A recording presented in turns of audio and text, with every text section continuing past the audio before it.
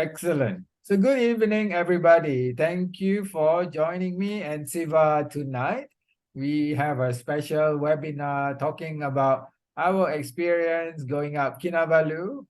My experience is just a normal one. Siva is going to be the exceptional one, and I'm really looking forward to hear his story. I've heard tidbits of it, and I want to hear more of it about how he survived the journey up Kinabalu.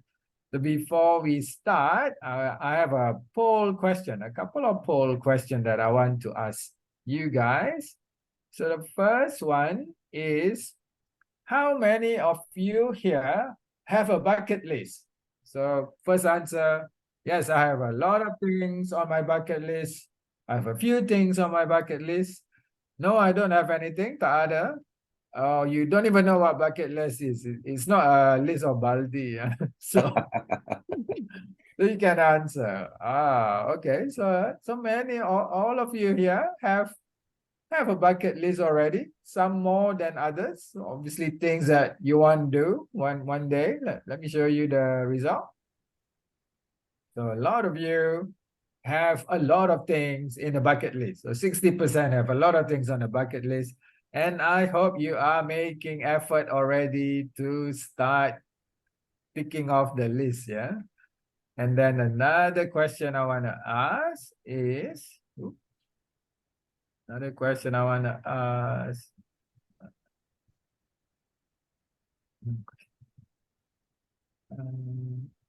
Next question is, how many of you have been up Gunung Kinabalu? The Gunung Kinabalu is the highest mountain in Malaysia and in Southeast Asia. So one of you said yes. One of you said a few times already. Who's that? Huh? You a few times? Oh my God. Twice. And then no, but I want to, and no, have no desire. Right. Let me show you the Doktor, sekali dah cukup dah. Sakit kaki main satu minggu. Yeah, so that one rupa. Sekali cukup lah. But then yes, ada yang nak sakit banyak kali. And no, I want to, and no, I've got no desire. So thank you everybody for answering the poll question, whether you have a bucket list and whether you've been up Gunung Kinabalu. I'm going to share my screen, and I usually have a little bit of problem sharing my screen, but let's try.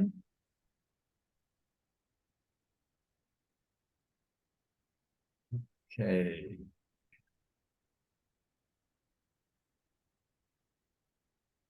Can you see my screen now? Yes, can. Yep. Okay. Great. Okay, so today, as I mentioned, we have Siva here to tell us his story about going up Kinabalu. And as part of this webinar, I've been running this webinar now for a few months already. It's part of the series talking about career. So mainly what I've been doing is talking about how to improve your career by improving your CV, your LinkedIn page, your interview skill, your presentation skill, of course, your work performance, and then your image, and how good is your networking skill. You might be wondering, what does Gunung Kinabalu has to do with all this? To me, this is part of the work performance, about how do you maximize work performance? How do you take up the challenges that you see at the workplace? About how do you show resilience in terms of the problems that you have at work? And this is why I wanted to have this webinar with Siva as well. If you do want to check out the rest of the webinar that I've done before, there's a QR code for the YouTube recording that you can look at later on. So for tonight, we have a special guest, Siva Kumar, and how we met is by coincidence. We went to the same event about, a good number of years ago, before COVID actually. Yeah, I think around 10 years ago. Yeah, and we just got talking, and since then we've been keeping in touch, and I've been following what he gets up to, and I'm very happy today that he has agreed to come on my show and talk about his experience going up Kinabalu, because after I did Kinabalu, I thought it was really tough. So that made me realize, oh my God, what Siva did was really incredible. And I really wanted to hear him share his story with more people, because it is really incredible. So with that, let me pass the floor to you, Siva, for an introduction about yourself. All right. Thank you, Doctor. It was indeed a coincidence of we met sometime 10 years ago in BFM networking event. It was like, it was a big group. And then somehow we bump into each other and you introduce yourself as a nephrologist.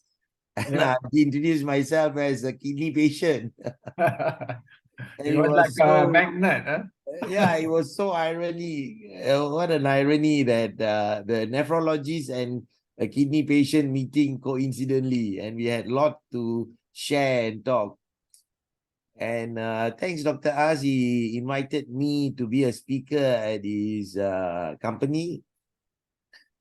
And yeah, also what I do is I am a consultant in early childhood education business, in kindergarten business.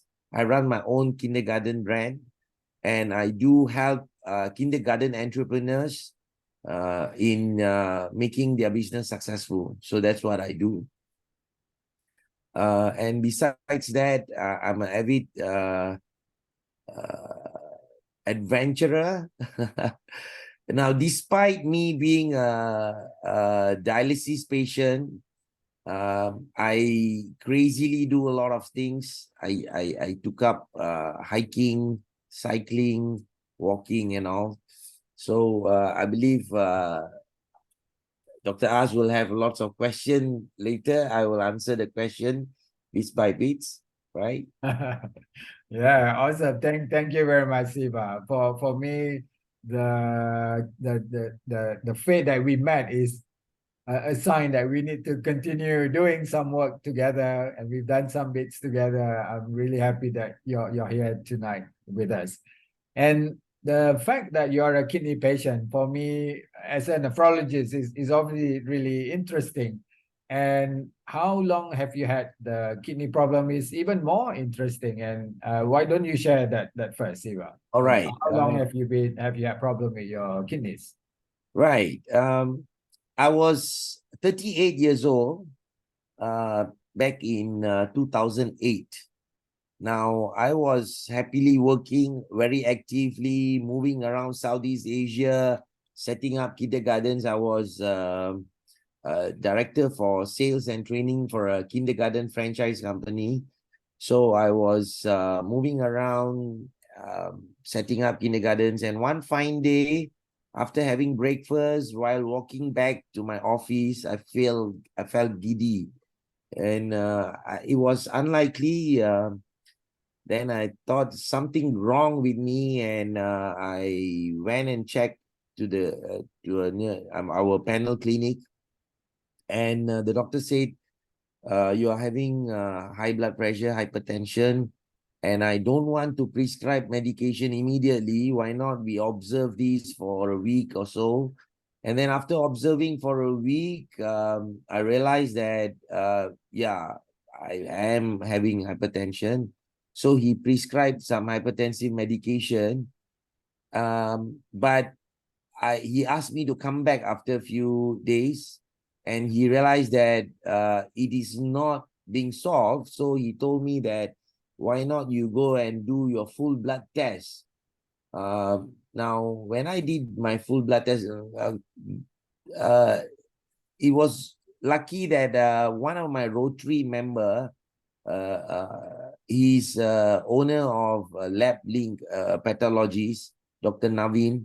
I met him, and he did full blood test, and he said, Siva, after the test, you go back. If there's anything, I'll call you.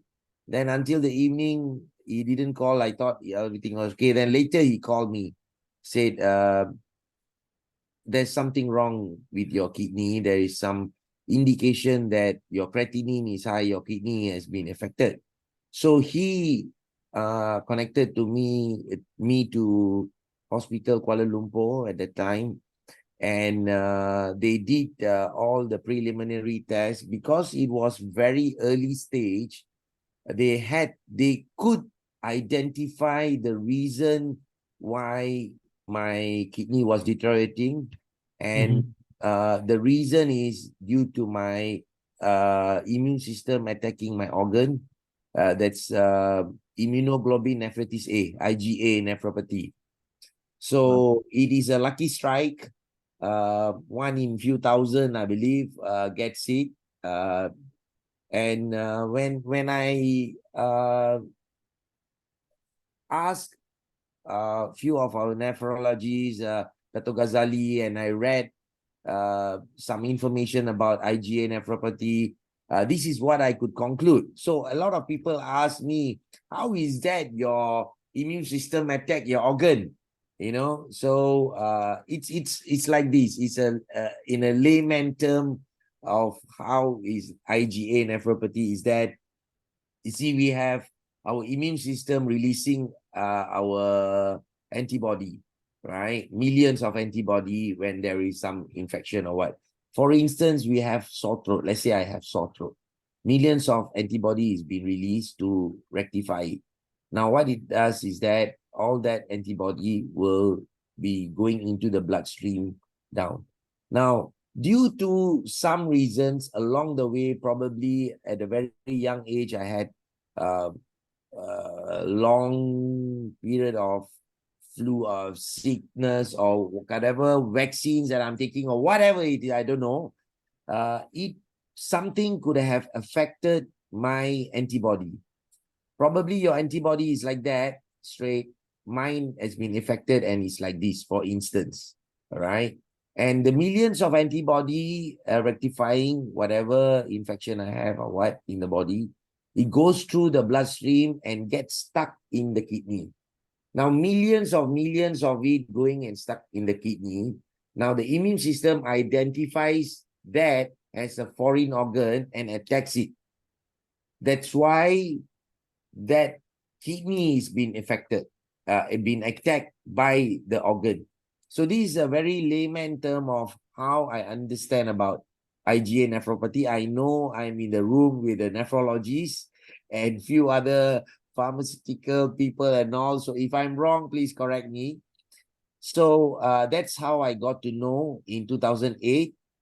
For the first 5 years, I control my diet, maintain the chronic kidney disease stage where I haven't done any dialysis yet. But I always want to tell this story because it is so important for a lot of people to know. In 2011, one of my friends introduced a supplement saying that this supplement had helped some other kidney patient who are doing dialysis. They are having a lot of urine after taking the supplement and all. And they say it works for them. Just imagine for you haven't started dialysis, your kidney is not 100% out yet. So might as well you try this. At that point, 2011, my creatinine was touching around 200. I always kept it below 200. Right.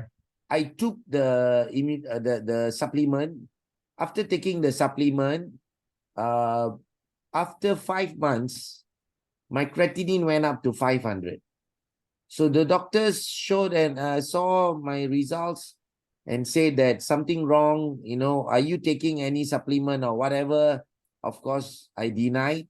I said, no, I'm not taking anything because I know the doctor is going to not to agree to me taking the supplement. After that, I went back to them. I say that, my creatinine went up 500 plus. They said, okay, now Siva, we have a solution. You have to take this whale. The whale consists of a few hundred of the tablets in a liquid form. So that is few thousand ringgit. So they encouraged me to take that 2 whales. I spent around 2,000-3,000. I took it. Within a month, my creatinine went up to 1,200. Oh my God. And for the next 2-3 days in December 2011, I had cramps, I had no sleep, I had like hallucination. It's like if you don't sleep at night, you usually will feel sleepy the daytime, right?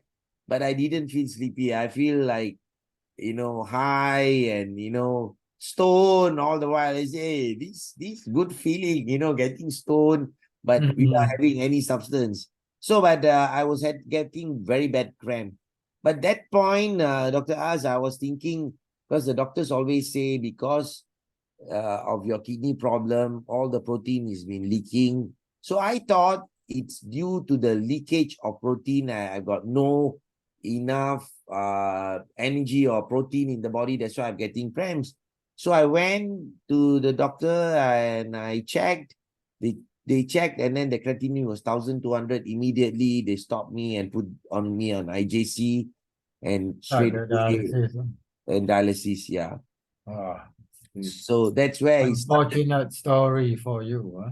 Yes, yes, yes. Yeah. I think if not because of the supplement, I could have prolonged the CKD for few more years without doing dialysis and all. Yeah.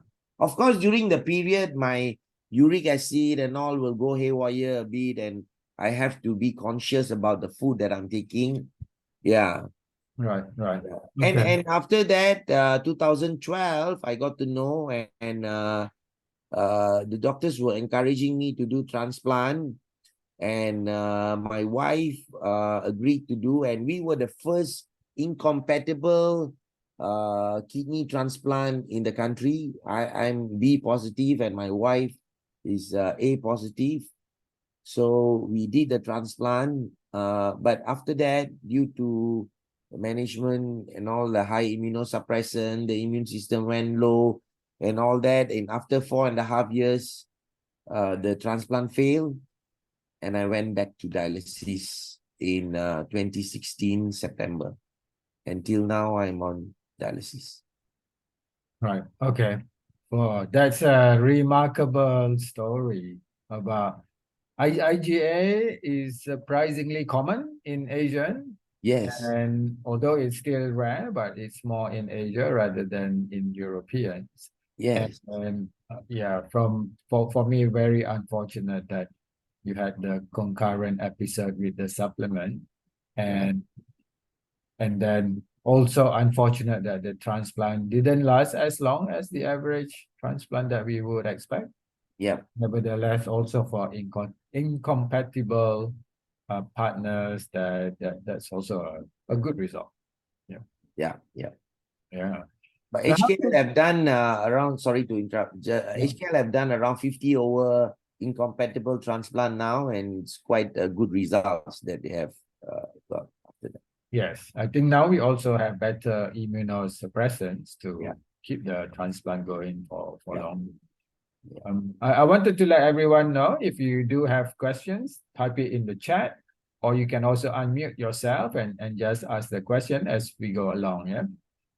So my next question with all this is obviously how do you keep motivated, and how do you why do you decide to climb Kinabalu? Because as you heard today, most of us don't even want to think about it, and let alone someone who's a dialysis patient who obviously should be resting at home. Yeah. Why do you decide that you want to climb Kinabalu? Right. So it happened now when the transplant failed, right? I purposely explained to you all to the transplant story because there's a reason behind it. Because after the transplant failed, it's like an end of the world. That's what the impression was given to me. My nephrologists were all so sad. They were all like in a way saying condolence to me. I'm so sorry, the transplant failed, and and was going. So I was thinking, oh my God, what is this after this? I'm back to dialysis, and is there life for me? What's going to happen to me? How long I'm going to live after this? How long will a dialysis patient live? I had no clue, seriously, because the initial earlier before the transplant, I did 6 months and it was peritoneal dialysis. Now I opted for hemodialysis after the transplant failed. Now I was totally puzzled, and I was going to the dialysis center with a heavy heart, and now I see and hear other stories of these dialysis patients. I saw a ustad who had been doing dialysis for 20 over years. I see a nurse been doing dialysis for 25 years. And all that was giving me hope, because I thought that a dialysis patient could live probably for 5 years, 10 years or so, and will I get another transplant? It's a big question mark. For the rate of the transplant cadaveric happening in Malaysia, I could not even dream about it. All right. So I have only one choice, that means doing dialysis.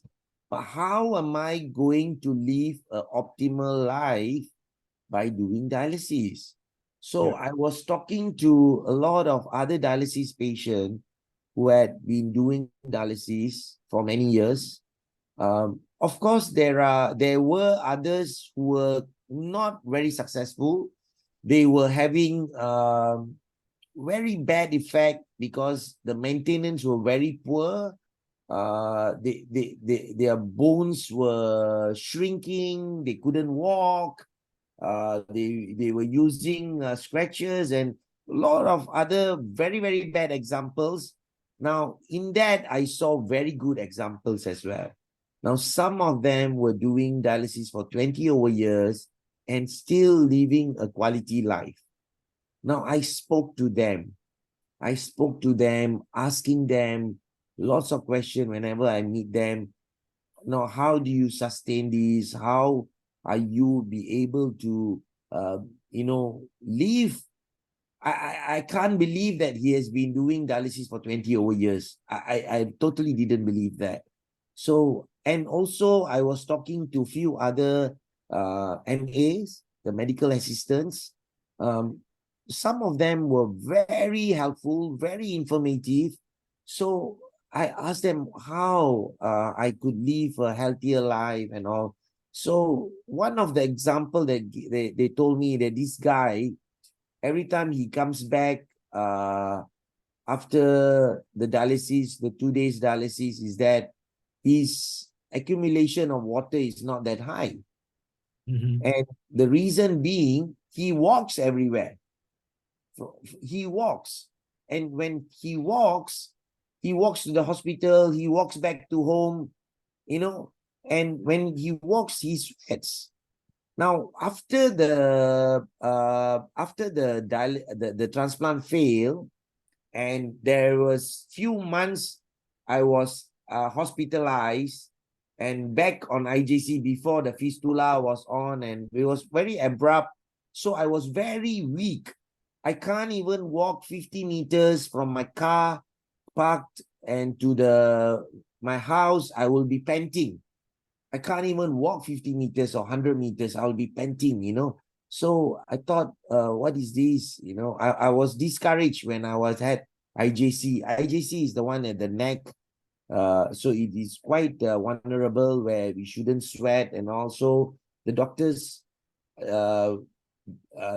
discouraged me of doing any heavy activities or exercises. So I had to wait until the fistula was done. After the fistula was done, slowly I started walking. I even struggled to walk for 10 minutes. Because I walk for 10 minutes, I'll be panting, and, I'll be like, wow, it was so tiring, So then I kept on doing it, walked, and slowly I walked in around Malawati, my area, and then I got to know some of my friends who does a small hike at this Bukit Mas, which is near our Malawati, Taman Malawati itself. So I used to join them. It's trekking at the Bukit Tabo, but not the peak of the Bukit Tabo. Is in the jungle, and we come down. So that was really rejuvenating, because it was what I love to do, because I'm from a small town called Rao. We used to go hiking in the jungle and all. So this is something that my lifestyle. I love to do that.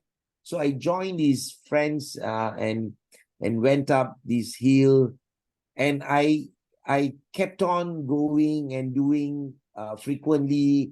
Then I built my stamina, and there were times that I could even overtake the normal ones. I could even challenge them and walk as fast as them. So I build the momentum. I build my stamina. Now, Kinabalu, why did I decided to do Kinabalu? Back in 1996, when I was 26 years old, that was the first time I did Kinabalu. Gunung Oh, Kinabalu. okay. Right. Now, I was very young at that time. I didn't do any trainings and whatsoever, and we did. And I know exactly the fun, the challenges and all. I know, and I want to do it again. Actually, I was supposed to do during the transplant years. Once after transplant, I wanted to do, but it somehow got delayed. And after the second year transplant, I had the BK virus attacking, and somehow or other I couldn't go. But during the transplant, I did go to Bangkok for transplant games. I was still active doing some other activity. But this, after the dialysis, this time I thought I want to do, and then I targeted 2020, because I was turning 50 in 2020, and I want to mark something on that year, being 50 years old, and I want to do something. And ironically, that was the year I was the president of Rotary Club of Malawati. So so I was the president. I'm going to be the president. So somewhere around 2018, when I decided that I was appointed as being a president in 2020. So I thought, okay, I'm going to plan this 2020 a year where I'm going to do Kinabalu, and we're going to do a project, a climb for kidney transplant. On that year, I'm going to be the president. All right. So that was the plan. And we were training and keeping up ourselves for that target. Right. But unfortunately, pandemic happened. 2020 was Tak just jadi. tak jadi, because the 50 years old was just like that in KL. I still became the president of Rotary Club of Malawati. We did lots of meaningful projects here in KL, but we couldn't do the Kinabalu because it was restricted. So we were just waiting for everything to open back. So once it was open in 2022, we said, okay, let's do it. Right. So from January, so we set June 2022. So from January 2022 to June 2022, we had 6 solid months to prepare ourselves, and we did full swing training. So in between, while I was doing the training with 26 others from our Rotary Club and few others from outside, I got my tando came out, and I did also one of the G7 mountains in Ulu Sepat. 1 month before we went to Kinabalu. Kinabalu. So that for me, it was a good training. All right. So there was, but I thought it will be a training for Kinabalu, but end up I just realized the G7 Ulu Sepat is much tougher than Kinabalu actually. Oh, okay. Seriously, it was much tougher than Kinabalu. Yeah. Okay. So you're obviously someone who keeps challenging yourself and wants to do more and more. And from your description, I think what we can take a message is that when you surround yourself with people who are more successful, if you want to look at it that way, or as successful, that's where you get the motivation and also the positive energy to achieve the same. And we say that it's the sum of people that you surround yourself with. And for me, hearing your story, that's the kind of people that you yourself look for. So you're looking at the ustad who's been on dialysis for 20 years, the nurse who's been on dialysis for 20 years, and you look at them as inspiration. And instead of looking at the people who are suffering on dialysis, you're choosing to pick at the positive people and then encouraging yourself to be like them. And I think that's really remarkable what how positive you are with all this. Yeah. So I think you already set the target to climb Kinabalu, and then it's easier than Ulu Sepat, you said. But from what you told me, obviously the Gunung Kinabalu wasn't smooth sailing as well. So do you want to tell the audience what really happened on that 2 days? Because when I Right. heard it, I'm also thinking, oh my God. Right. Yeah. So now I wanted to also incorporate this the 5 key aspects I always apply in my life, which I learned from wherever I gathered. When I was 24 years old, I was introduced to Napoleon Hill's Law of Success. I think that had really changed the way I see things. Quitting my government job as a teacher, going into corporate and experience. I was being entrepreneurial, and then a group of friends identified me and pulled me into their franchise kindergarten group. So all that actually made a difference, because me being exposing to a lot of trainings, and mind you, I was personally trained by Bob Proctor when I was 24 years old. And Bob Proctor is the one who introduced Napoleon Hill's Law of Success. And so I've been following until now. I have Napoleon Hill's book, and I read a lot of self-help books to keep myself abreast. Now, these Okay. 5 key things that I always ask myself, keep on reminding is, I should know what I want. Now, number one, I should know what I want. Now, when my dialysis, my kidney failed, and first thing I told my wife, of course, I didn't share that once my kidney failed when I was 38, I got laid off my job, right? I got laid off of the good friends who took me in, and I was the asset for the company. But after knowing that the kidney failed and all, I got laid off. And because of my entrepreneurial spirit and all, I told my wife, this is what I do best. I start my own kindergarten. I started my own business. All right. And I know how is the success formula. So I made it successful. All right. So I will do whatever is needed to get what I want. So knowing what I want is so important. So when when the transplant failed, first thing I thought as a dialysis patient is that I want to live my life probably for another 25 to 30 years. Mhm. By that time, I've already have my daughter. My daughter was a transplant baby. She was born after the transplant.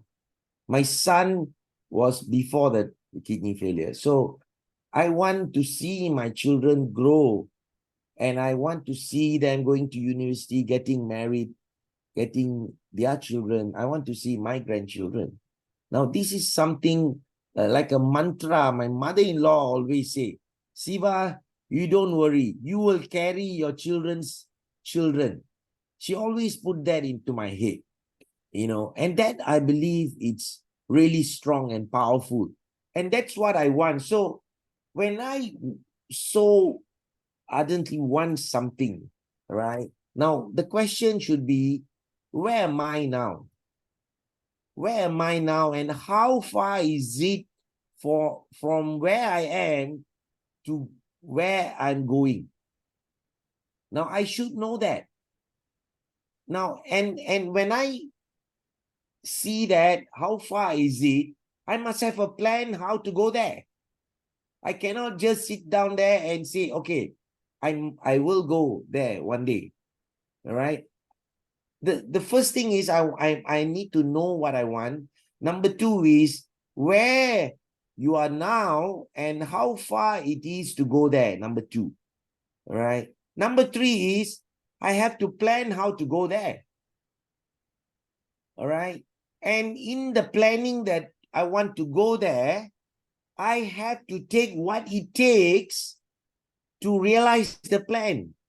Now, for me to learn, now, not only the medical assistant, the other patient, I got close acquaintance with Dato Ghazali, Dr. Rosna.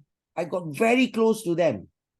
And I can't tell you how much I learned from Dato Ghazali. And he is one person who will be just sharing, he will be just sharing and sharing about what's there, how to improvise, and what's the biggest scene. All that I've learned a lot from Dato Ghazali, Dr. Rosna, the MA that shares about the dialysis machine, the dialysis, me as a dialysis patient, what can I do? All that I've learned from these people. So I will be hungry for all that because I have an objective. I have something to achieve. And for me to be that way, I have to keep up. I have to live an active life. I cannot be just waiting for the day I die. The day I die is the day I die. Until then, I live my life. That's my motto. I'm going to live my life for the fullest until I die. Doesn't matter when. It's not in my hand. But whatever I'm going to do, it should prolong my lifespan. So I understand that why kidney patient, dialysis patient feel weak after dialysis is because of the heart. It's because of the heart. Because every interdialectic period after the dialysis yesterday I did, and I'm drinking water now, all that is not going to be channeled to the bladder, and I'm not having urine. So all that fluid, excessive of all the toxic is being channeled back to my artery, and all that is going to the ocean, which is my heart. And the heart is being expanded every day, like a balloon filled with water. So if it's going to be expanded and then I go for dialysis and shrink, and expanded after 2-3 days and shrink, the heart is full of muscles. And if the muscles are weak, can't pump properly, and that's what's going to make me weak. Now, if I do workout, I can't do active workout, I can't run, I can only walk. So I walk, I sweat, all the electrolytes are come out, sodium, potassium are coming out. That's a good natural way of me doing dialysis. And also my heart is pumping. When the heart is pumping, my muscles in the heart are strong. So after dialysis, I go for Rotary meetings, I go for appointments, perfectly all right. I got no problem, right? Because I don't feel weak after dialysis. I take a break and you understand what you need to do, right? Yeah. exactly, that's because I You should have a understand goal. about myself. Yep. Yeah, What is number 4 and number 5, Siva? right. Before I go to number 4, number 4 is learn whatever it takes to go there. That's what I said. All right. So I have to learn whatever it takes to go there. So I have to know myself and what this machine can do, all right, in order to prolong my life. And meanwhile, I know that I have to earn. And I'm a person, I'm an entrepreneur head here. I cannot sit down still and doing nothing. I have to go out there and do. That's what I love. I want to help other entrepreneurs in their business because I have this wealth of experience, which I believe it will be a great help for others. So why should I just keep it to myself? I'm just going out there and helping others. All right. And that is actually motivating me to move forward and do more. Right. So I've for others, I've all again committed to go up Kinabalu next year, June 2024. Whoever wants to join me can join me. I've already have 15 people joining me for next year. Still some quota there. I can take in up to 18 people.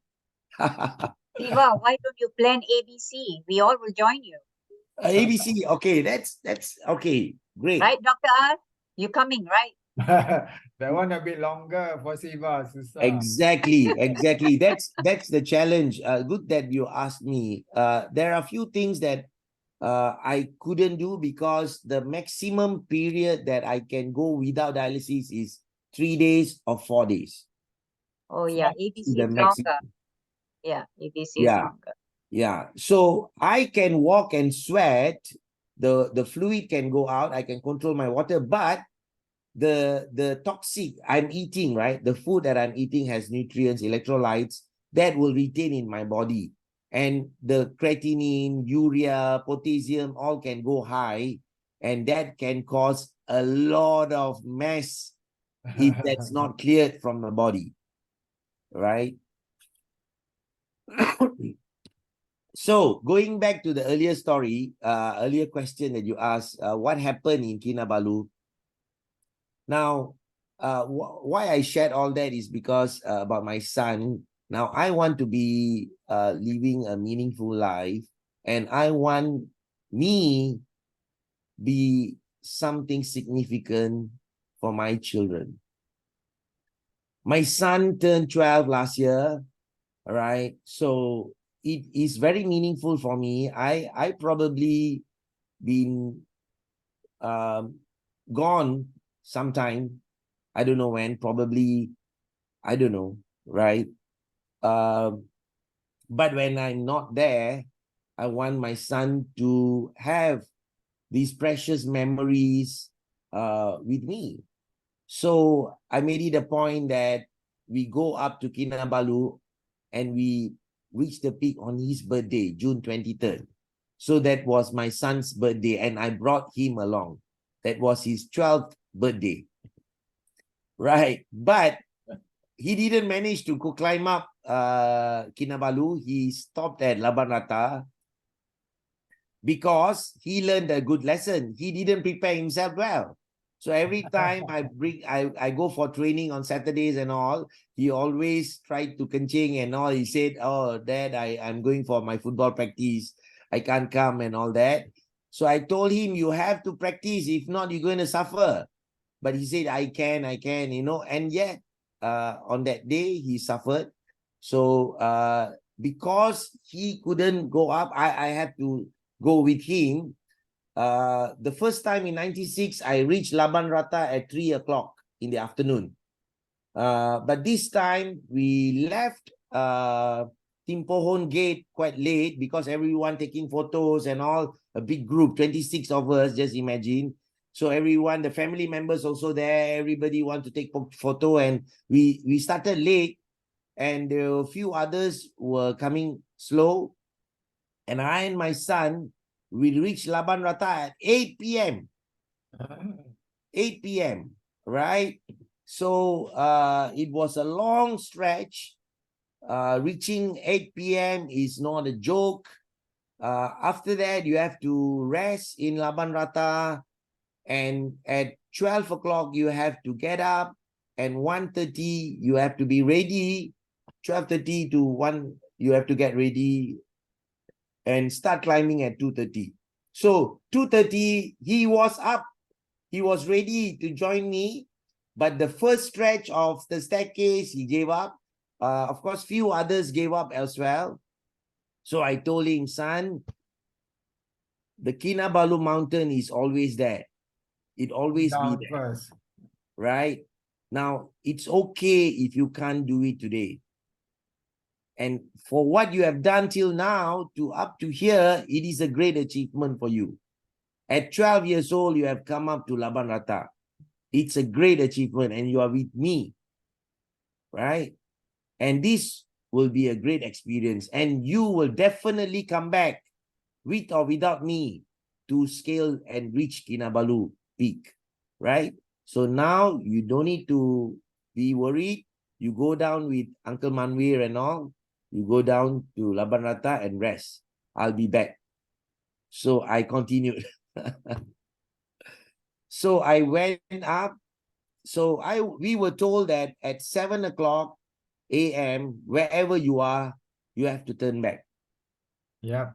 But because the reason being, you have to come back to Laban Rata by 10 a.m. or so, and 10:30 you have to leave Laban Rata so that you can be back at Timpohon Gate by By about 4 o'clock. 5 o'clock. Yeah, 4 o'clock. So as we were going up, I was already reaching 7 kilometer or so. I was quite fast and all, yeah. But then at that point, I had lack of oxygen. I had to slow down. I couldn't push myself. I slowed down. But I slowly moved. I stopped, I moved, I stopped, I moved. And I've already reached the 8 kilometers. So 8.5 is the peak. So 8 kilometers right below the peak. You remember that point? Yep. Right. So that point, it was 6:30, and some of our friends were saying that it's already 6:30. No way you're going to do up there, the peak by 7. So we have to turn back. Now, I was like, oh my God, I'm already here, and we were just waiting and stopping and talking, and some of the others who have gone up were coming back, and it was like 20-30 minutes we were just there, and when they came back, and then we were saying, hey, no, what happened? I don't think so we can go up because it's going to be 7, and I was told that we are not supposed to go up and all. And everyone was going back, and I was like, oh my God, what is this? And the another friend of mine, he came, and his dad was down there, 1 kilometer away. And I said, why not you go? Prateep, you go. And he said, I'm not going without my dad. And he went on tears and said, he did a video and said, Dad, I'm not going up without you. And he was with me there, and we turned back. And his dad was coming back, Brother Ratnam. He was coming back, and with Shan. So they were coming up, and they said, you know what? We spoke to the guide, and the guide agreed that they will follow us. It's just that we have to give them additional tips. I said, we have already spent thousands of ringgit. What is additional 100-200 tips? Let's do it. So I told so four of us, we went up, right? We went up and we reached the peak around 8 plus. We were up there. It was a real challenge going up the last 500, 600 meters. We reached up the peak, and then we were the only four of us with the two guide. We came down. By the time we came down near the Sayat, it was raining heavily, heavy rain at Sayat. All right. So we had to slow down. By that time, it was already 10:30. At Sayat 10:30. Can you imagine? So by the time we went down to Laban Rata, it's already 2:30, right? Because of the rain and all. We stopped at Laban Rata, stopped for 30 minutes, and then continued straight to Timpohon, and we reached at Timpohon at 10 p.m. And if you look back, we started the climb at 2:30 a.m., went up the peak, and came down to Laban Rata and reached Timpohon at 10 p.m. So that's around 20 hours of hike. That is crazy. That was crazy. Seriously crazy. Yes, I seriously reached crazy. down around, I think we were quite slow. It was raining, and we Yeah. reached down about 5 o'clock. And I was very, very tired. The last Yeah, half an hour was autopilot, just one exactly. feet at the front after another, not even thinking anymore. So, wow, that's Right, crazy. right. So I didn't share this that a day before we started, I did my dialysis in Ranau Hospital. So the night before, we went to the Timpohon Gate to climb. The night before, I did my dialysis at Ranau Hospital. And then the next day went up to Gunung, came down. And the following day, I did my dialysis in Likas Hospital in Kinabalu. Now, after you told about the things that how you approach things in life, now it makes sense. Now it makes sense that you know exactly what you want, where you are at that point of time, at the 8 kilometer. You can see how you can get there, and then you just did whatever it takes to get there. So, Yeah, yeah. yeah. So somehow or rather, I've already planted here that I'm going to do the peak. Yep. But when I was at the 8 kilometer, actually I didn't know that I'm going to do because it was so uncertain.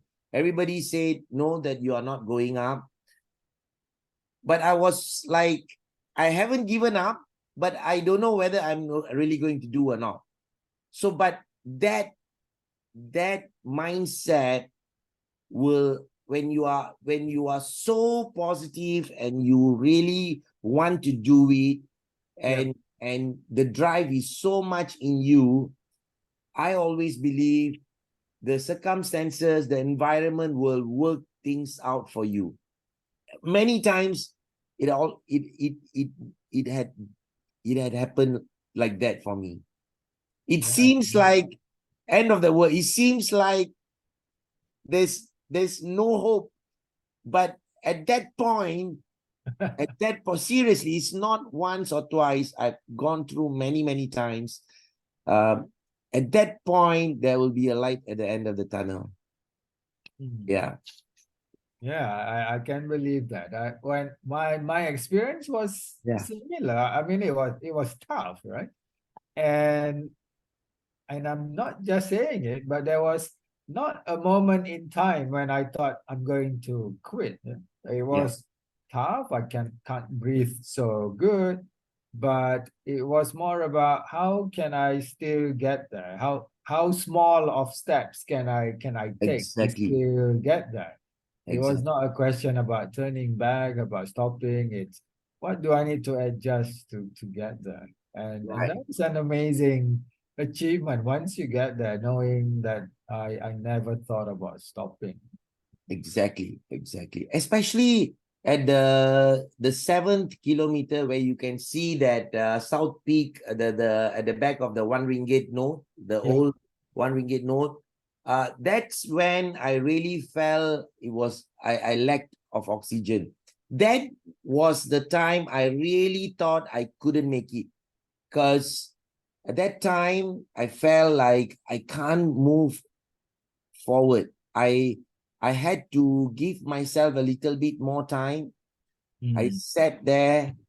I let others walk past me. Doesn't matter. I have to dwell with myself.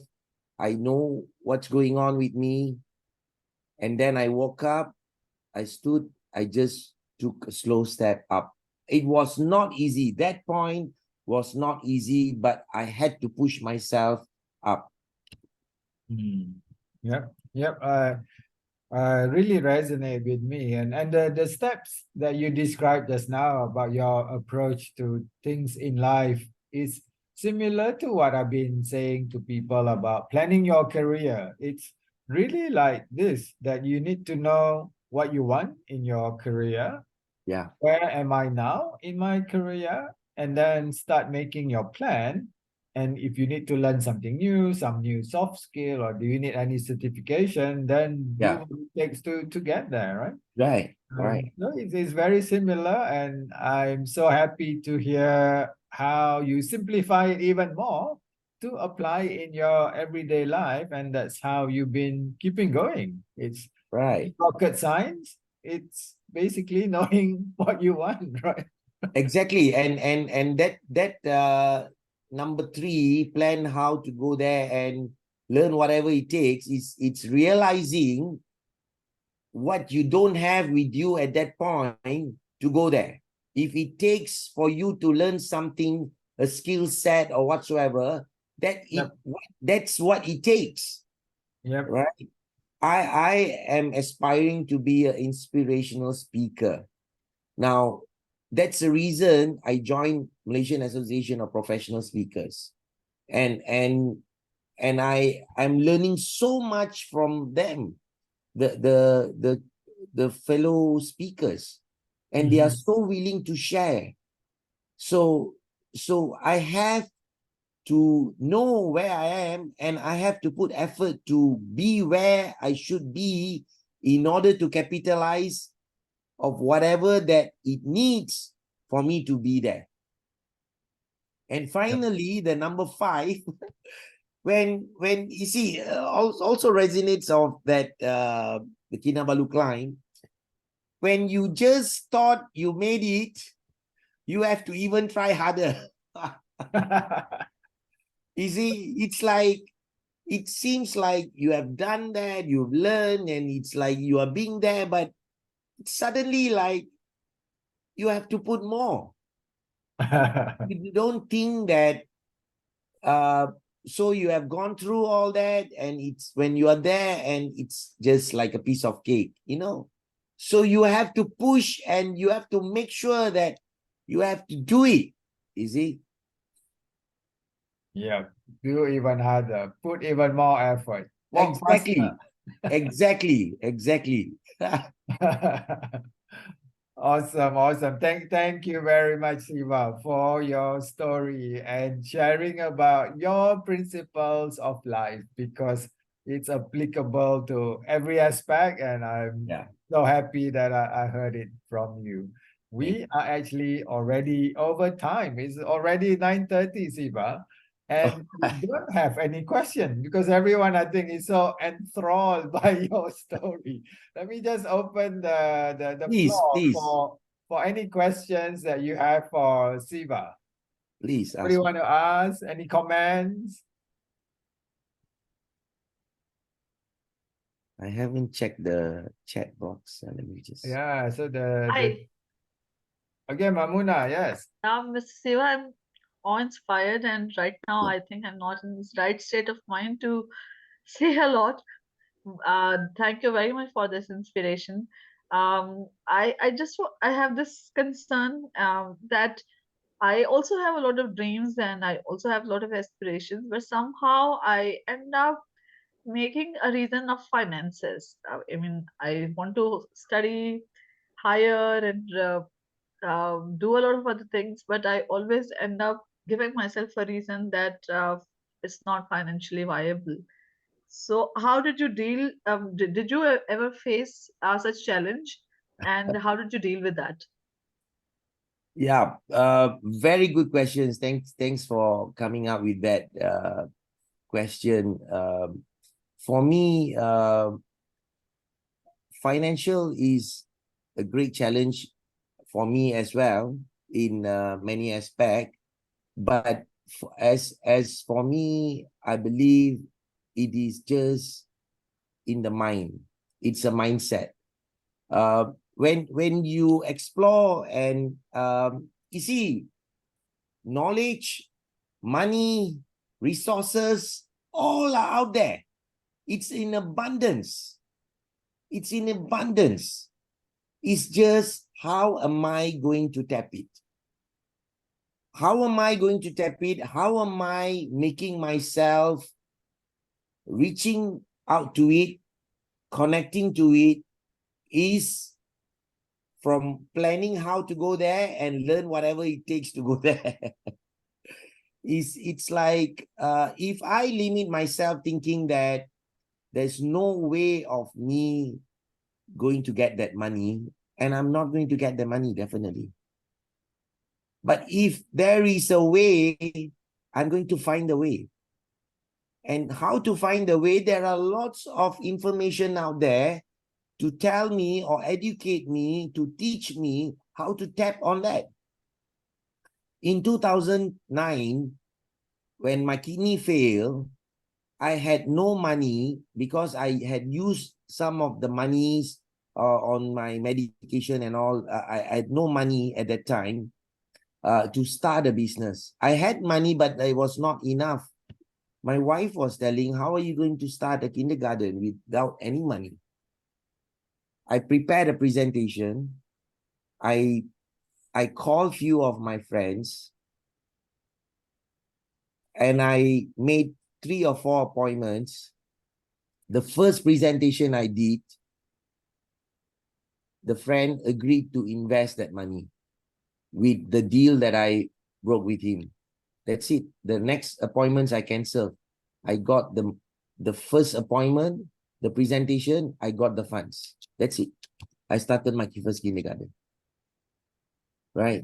So it is not where you are, but realizing where you are, what you are at that point where you are is more important. Right? I don't know it made sense whether I've answered your question. No, you have. Yeah, thank you. Yeah. So thank you, Siva, for that. From the chat, yeah, Dr. Krishna said something along the line that where there is a will, there is a way. Yeah. So similar you, to Chief. what you say, do what it takes to get to where you want to be. When you have a clear idea of where you want to be, then it's easier to start planning. From some of my work with people that I coach, the problem is people are not clear about where they want to be, Yeah. where they want to get to. And then it's difficult even for me to help because I'm not sure where we are heading to. Exactly. And sometimes you need to take a little bit of time to just sit back and figure out, okay, what is the destination? Then it's clearer for you to plan everything else. So, Yeah, I just want to share a little bit of some crazy stories that I did along the way. That I don't know, it might not make sense or it's crazy stuffs. Now, when I got to know the dialysis, the kidney failed in 2008, the first thing I did was I signed up for a bachelor degree in psychology. That's the first thing I did. After knowing my kidney failure, all right, it didn't sink me or it's like I didn't take it at the end of the life or whatsoever. but I have to do something. All right. I signed up for a bachelor degree of psychology. That's first. And then when the kidney, when in 2012, when I had to do the peritoneal dialysis, the peritoneal dialysis was like, I have, it's a water base. I have to do 4 times a day. Morning 7 o'clock, I have to go to the hospital because the training is like 7 o'clock and then 12 o'clock noon. I have to do every time session. It takes around 40 minutes to 45 minutes to do the exchange, the insertion of fluid in the body, in the peritoneum, and then it stays in the body, and then after 5 hours you get back and then you release it and then fill it up. So what I did was, now I'm going to go there every day, right? I'm going to go there every day for the next 2 weeks for the training. They asked me to go there every day. So I said, I have to go 7 o'clock, 7:30. And then I have to, what I'm going to do until 12 o'clock, right? So I sign up for an oil painting class in TT Wangsa. Because I go to HKL 7:30, then I finish there because I was thinking, I don't know what's going to happen to me, whether I'm going to be bedridden or what. The one thing I could do is probably, I am good at arts, so I probably can do my oil painting and sell and create some income. Can you believe that? I did that.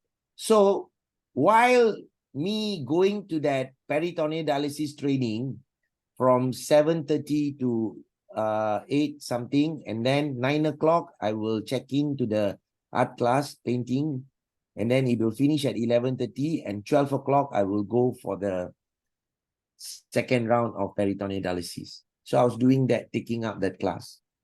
Right. Okay. We have a question from Dr. Krishna. Yeah, Dr. Krishna. Just tell them about how your story was taken up by Rotary magazine and about its impact globally. All right.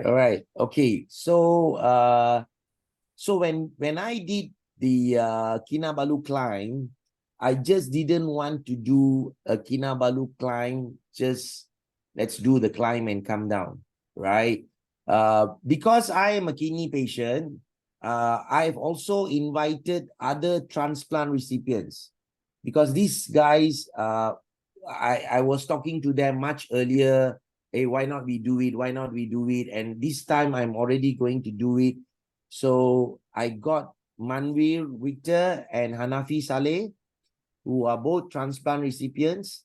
I brought them together and we did a project of climb for a cause.